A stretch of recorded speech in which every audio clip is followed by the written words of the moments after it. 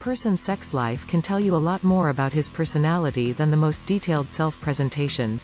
Together with an expert, we explore how psychology and sex are connected, and what your behavior in bed says about you. How often do you have sex? How satisfied are you? Do you fake an orgasm? All of these questions can relate not only to your sexual identity, but also to the main traits of your personality, a fact that scientists have long proven. Our sex lives are shaped in part by classic types, and it's likely that each of us recognizes ourselves in them. 1. Benevolence.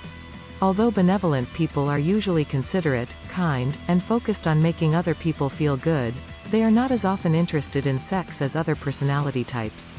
In one study, this social group reported feeling less desire for sex than other interviewees.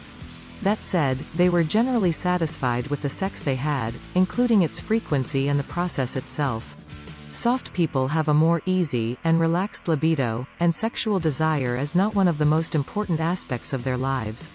People in this group are less likely to resort to oral caresses, various sexual techniques, and they have fewer fetishes. Their intimate life fully reflects their balanced personality type and measured attitude towards life.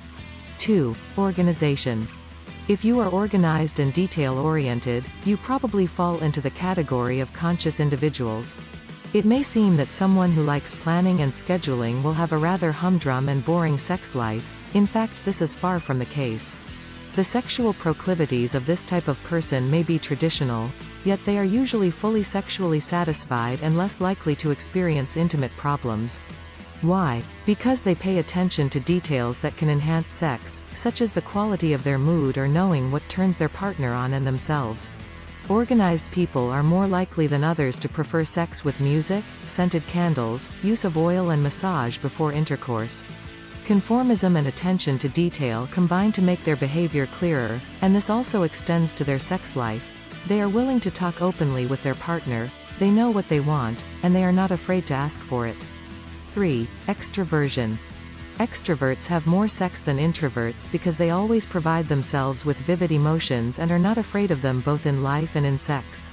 They are more likely to have a tendency to have casual sex and talk about a high level of satisfaction.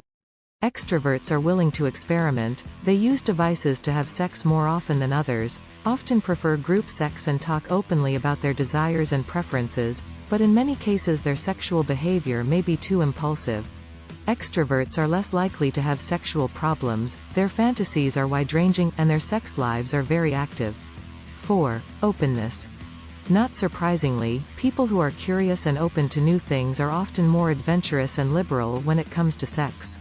Their willingness to learn other techniques and fetishes allows this group to not only diversify their sex life, but to make it much better for their partner. They also often admit to feeling attracted to their sex, and more often identify themselves as bisexual, pansexual or homosexual, and are prone to a variety of sexual experiments, which mirrors their behavior outside of bed. 5. Neuroticism. Neurotic people are the least sexually satisfied. This is due to the fact that they are often dissatisfied with life in general.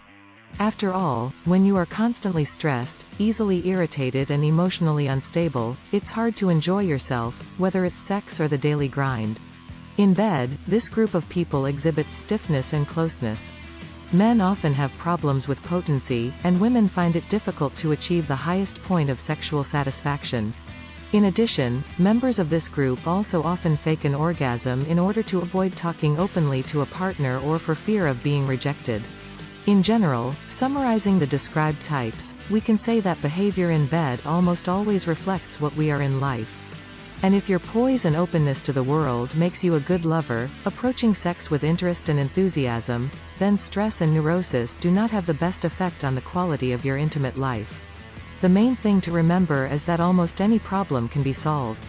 If you face stiffness and dissatisfaction in bed, or, on the contrary, tend to be too active and fanatical about the process, try to start small and look at the world from a different angle, study yourself and work through your inner problems, so, step by step, you can improve other areas of your life as well.